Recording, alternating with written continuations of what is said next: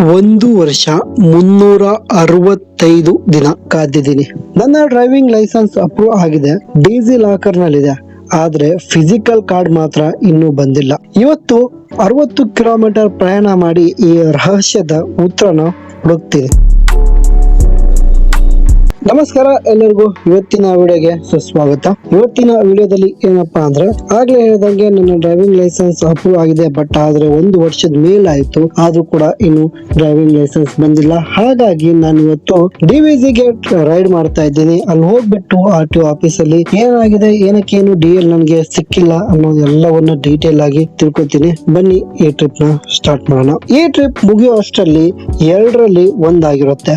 ಏನಪ್ಪಾ ಅಂದ್ರೆ, ಒಂದು DL ಕಾರ್ಡ್ ನನಗೆ ಸಿಕ್ಕಿರುತ್ತೆ, ಇಲ್ಲ ಅಂದ್ರೆ ಅದು ಯಾಕೆ ಇನ್ನು ನನಗೆ ಸಿಕ್ಕಿಲ್ಲ ಅನ್ನೋ ನಿಜವಾದ ಕಾರಣ ಗೊತ್ತಾಗುತ್ತೆ. ನಮ್ಮೂರಿಂದ ಹರಪನಹಳ್ಳಿ 18 ಕಿಲೋಮೀಟರ್ ಇದೆ. ಅಲ್ಲಿಂದ ದಾವಣಗೆರೆ 41-42 ಕಿಲೋಮೀಟರ್ ಇರಬಹುದು. ಇವತ್ತು ಈ ಸಂಪೂರ್ಣ ಪ್ರಯಾಣದಲ್ಲಿ ಏನೇನೆಲ್ಲ ಆಗುತ್ತೆ ಅನ್ನೋದು ಕೂಡ ನೀವು ನನ್ನ ಜೊತೆಲಿ ನೋಡ್ತೀರಾ. ನಾನು ಡ್ರೈವಿಂಗ್ ಲೈಸೆನ್ಸ್ ಮಾಡಿಸ್ಕೊಂಡಿದ್ದು ನ್ಯೂ ಭಾರತ್ ಡ್ರೈವಿಂಗ್ ಸ್ಕೂಲ್ ಅಲ್ಲಿ ಹರಪನಹಳ್ಳಿ, ಅವ್ರ ಮೂಲಕ ಮಾಡಿಸ್ಕೊಂಡಿದ್ದಲ್ಲ. ಹಾಗಾಗಿ ಫಸ್ಟ್ ನಾನು ಹರಪನಹಳ್ಳಿಗೆ ಹೋಗ್ತೀನಿ. ಹರಪನಹಳ್ಳಿಗೆ ಹೋಗ್ಬಿಟ್ಟು ಅಲ್ಲಿ ಡ್ರೈವಿಂಗ್ ಸ್ಕೂಲ್ ಅಲ್ಲಿ ಏನಾಯ್ತು ಅಂತ ವಿಚಾರಿಸ್ಕೊತೀನಿ. ಅಲ್ಲಿ ವಿಚಾರಿಸ್ಕೊಂಡ ಮೇಲೆ ಅವ್ರು ಏನ್ ಹೇಳ್ತಾರೋ ಅದ್ರ ಮೇಲೆ ಡಿಸೈಡ್ ಮಾಡ್ಕೊಂಡು ಐ ಥಿಂಕ್ ಅವ್ರಿಗೆ ದಾವಣಗೆರೆಗೆ ಹೋಗು ಅಂತ ಹೇಳ್ತಾರೆ ಅನ್ಕೊಂತೀನಿ. ಯಾಕಂದ್ರೆ ಲಾಸ್ಟ್ ಟೈಮ್ ಕೂಡ ನನ್ಗೆ ಅವರು ದಾವಣಗೆರೆ ಹೋಗಕ್ಕೆ ಸಜೆಷನ್ ಮಾಡಿದ್ರು, ಇಲ್ಲ ನೀವೇ ತರಿಸ್ಕೊಡಿ ಅಂತ ನಾನು ಹೇಳಿದ್ದೆ. ಹಂಗಾಗಿ ನಾನು ಕೂಡ ಸುಮ್ಮನಾಗಿದೆ. ಬಟ್ ನೋಡೋಣ, ತುಂಬಾ ಲೇಟ್ ಆಗಿದೆ. ಹಾಗಾಗಿ ಅವ್ರಿಗೆ ಹೇಳ್ತೀನಿ ಅವರೇ ತರಿಸ್ಕೊಡಕ್ಕಾಗುತ್ತಾ ಅಂತ. ಇಲ್ಲ ಅಂದ್ರೆ ನಾನು ದಾವಣಗೆರೆಗೆ ಹೋಗ್ತೀನಿ, ದಾವಣಗೆರೆಯಲ್ಲೇ ನನ್ನ DL ನ ಕಲೆಕ್ಟ್ ಮಾಡ್ಕೋತೀನಿ, ಅಥವಾ ಏನಾಗಿದೆ ಅಂತ ವಿಷಯನ ತಿಳ್ಕೊತೀನಿ. ಇದೇ ನೋಡಿ new Bharat driving school Harapanahalli. ಇಲ್ಲಿ ನಾನು ಹೋಗ್ಬಿಟ್ಟು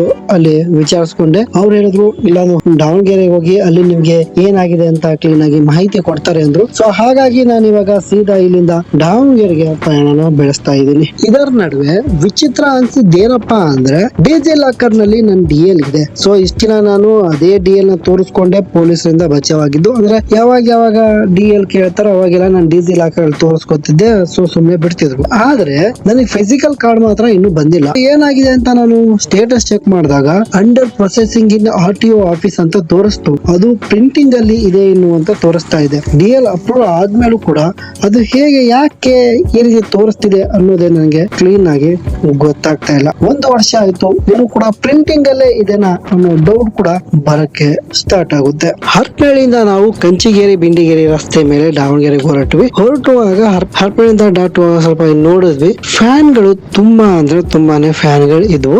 ಮೊದ್ಲಿಗೆಲ್ಲ ಇಷ್ಟೊಂದಿರಲಿಲ್ಲ, ಇವಾಗ ಅತಿ ಹೆಚ್ಚು ಜಾಸ್ತಿ ಫ್ಯಾನ್ ಗಳನ್ನ ಹಾಕಿದ್ದಾರೆ. ಏನಕ್ಕೆ ಅಂದ್ರೆ ಕರೆಂಟ್ ಉತ್ಪಾದನೆ ಆಗುತ್ತೆ, ಅದು ಬೇರೆ ಫ್ಯಾಕ್ಟರ್. ಏನಕ್ಕೆ ಎಷ್ಟೊಂದು ಫ್ಯಾನ್ ಗಳು ಹೊಲ ಎಲ್ಲ ಕೊಡ್ತಿದ್ರೆ, ಈ ಕಡೆ ಮಳೆ ಆಗೋದು ಅಷ್ಟಕ್ಕಷ್ಟೇ ಇದೆ. ಇನ್ನೊಂದು ಫ್ಯಾನ್ ಕೂರಿಸ್ಕೊಂಡಿದ ತಕ್ಷಣ ಅಲ್ಲಿ ಅವರು ಬೆಳೆಯಂಗಿಲ್ಲ, ಅವ್ರಿಗೆ ಪರ್ಮನೆಂಟ್ ಅಂತ ಕೊಡಲ್ಲ. ಫ್ಯಾನ್ ಹಾಕೊಂಡ್ಮೇಲೂ ಕೂಡ ಅವರು ಅಲ್ಲಿ ಉಳಿದಿರುವಂತ ಜಾಗದಲ್ಲಿ ಬೆಳೆ ಹಾಕೋಬಹುದು. ಇದಾದ್ಮೇಲೆ ಮುಂದೆ ಹೋದ್ಮೇಲೆ ಈ ಕಂಚಿಗೇರಿ ಬಿಂಡಿಗೇರಿ ರೋಡ್ ಇದೆ ಅಲ್ಲ, ದಾವಣಗೆರೆಗೆ ಹೋಗೋದು, ತುಂಬಾ ದಿನಗಳಿಂದ ಕನ್ಸ್ಟ್ರಕ್ಷನ್ ನಡೀತಾ ಇದೆ. ಅದ್ ಎಂತ ಕನ್ಸ್ಟ್ರಕ್ಷನ್ ಮಾಡ್ತಾರೋ ದೇವ್ರಿಗೆ ಗೊತ್ತು. 1 ವರ್ಷದ ಮೇಲಾಯ್ತು ಈ ರೋಡ್ ಮಾಡ್ತಿರೋದು. ಆ ರೋಡ್ ಹಂಗೆ ಇದೆ. ಇಲ್ಲಿ ಹೋದ್ರೆ ಹೆವಿ ಧೂಳು. ಅದೇ ಒಂದು ಈ ರೋಡ್ ಮೇಲೆ ಬರಕ್ಕೆ ಬೇಜಾರಾಗೋದು. ಅದನ್ನ ಬಿಟ್ಟು ನಾರ್ಮಲ್ ಆಗಿ ಎಲ್ಲ ಕರೆಕ್ಟ್ ಆಗಿದ್ದಾಗ ಬನ್ನಿ, ನೇಚರ್ ಮಾತ್ರ ಈ ರೋಡ್ ಮೇಲೆ ಹೋಗಬೇಕಾದ್ರೆ ಸೈಕ್ ಆಗಿದೆ, ಚೆನ್ನಾಗಿದೆ. ಎಲ್ಲವನ್ನ ನೋಡ್ಕೊಂಡು ವ್ಯೂನ ಎಂಜಾಯ್ ಮಾಡ್ಕೊಂಡು ಹೋಗ್ಬೋದು. ಈ ಕನ್ಸ್ಟ್ರಕ್ಷನ್ ಅನ್ನೋ ಒಂದು ಭೂತದಿಂದ ಈ ರೋಡ್ ಮೇಲೆ ಬರಕ್ ಮಾತ್ರ ಹೆವಿ ಬೇಜಾರಾಗುತ್ತೆ.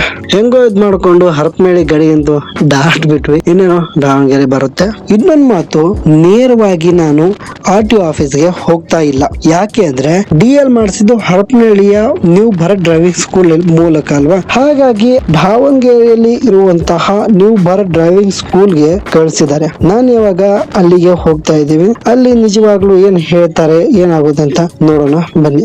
ಫೈನಲಿ ದಾವಣಗೆರೆಯ ನ್ಯೂ ಭಾರತ್ ಡ್ರೈವಿಂಗ್ ಸ್ಕೂಲ್ಗೆ ರೀಚ್ ಆದ್ವಿ. ನೋಡಿ ಅಲ್ಲಿ ಮೇಲಿದೆಲ್ಲ, ಅಲ್ಲಿಗೆ ಹೋದ್ಮೇಲೆ ಅವರು ನನಗೆ ವೇಟ್ ಮಾಡಕ್ ಹೇಳಿದ್ರು. ಸ್ವಲ್ಪ ಹೊತ್ತು ವೇಟ್ ಮಾಡಿದ್ವಿ. ಯಾಕಂದ್ರೆ ಆ ಟೈಮ್ ಅಲ್ಲಿ RTO ಆಫೀಸ್ ಅಲ್ಲಿರೋರು ಊಟಕ್ಕೆ ಹೋಗಿರ್ತಾರೆ, ವೇಟ್ ಮಾಡಿ ಅಂತ ಹೇಳಿದ್ರು. ಹಾಗಾಗಿ ವೇಟ್ ಮಾಡ್ತಾ ಇದ್ದೀವಿ. ಇನ್ನೇನು ಕೆಲವೇ ನಿಮಿಷಗಳಲ್ಲಿ ನನಗೆ ಉತ್ತರ ಸಿಗುತ್ತೆ. ಇಷ್ಟು ದಿನಾನೇ ಕಾದಿದ್ದೀನಿ, ಇನ್ನು ಕೆಲವು ಸೆಕೆಂಡ್ ಅಥವಾ ಕೆಲವು ನಿಮಿಷಗಳು ಕಾಯಕ್ಕಾಗಲ್ಲ. ಡೆಫಿನೆಟ್ಲಿ ಕಾಯ್ತೀನಿ. ವೇಟ್ ಮಾಡಿದ್ಮೇಲೆ ಅವ್ರು ನನ್ನ ಹತ್ರ ಬಂದು ಡೈರೆಕ್ಟ್ ಆಗಿ ಹೇಳಿದ್ರು, ನನ್ನ DL RTO ಆಫೀಸ್ಗೆ ಹೋಗಿ ಕೇಳಿದ್ರೆ ಮಾತ್ರ ಅಲ್ಲಿ ಆನ್ಸರ್ ಸಿಗುತ್ತೆ. ಒಂದ್ ವೇಳೆ DL RTO ಆಫೀಸ್ ಅಲ್ಲಿ ಇದ್ರೆ ಕೊಡ್ತಾರೆ, ಇಲ್ಲ ಅಂದ್ರೆ ಇನ್ನೊಂದು ಇನ್ನೊಂದ್ಸಲ ಅಪ್ಲಿಕೇಶನ್ ಹಾಕಿ ಹೋಗ್ಬೇಕು ಅಂತ ಹೇಳಿದ್ರು DL ಗೋಸ್ಕರ.